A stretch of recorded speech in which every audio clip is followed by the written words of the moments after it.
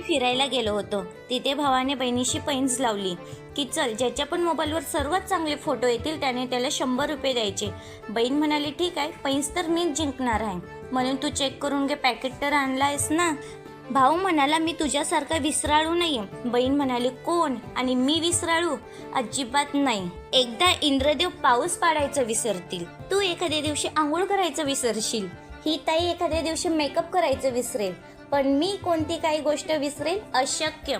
माझ्या डिक्शनरीमध्ये विसरणे हा शब्दच नाहीये, म्हणून तू काही काळजी करू नकोस. भाऊ म्हणाला बस कर, जास्त फेका मारू नकोस, चल मी फोटोशूट करायला चालू आहे, तू पण ये. बहीण म्हणाली ठीक आहे येते. एवढं बोलून भाऊ तो फोटोशूट करण्यासाठी गेला आणि बहीण पर्समधनं मोबाईल काढू लागली. तर काय ती कपाळाला हातला मारून बसली. म्हणून म्हटलं मी काय झालं ग, फोटोशूट करायला जातेस ना?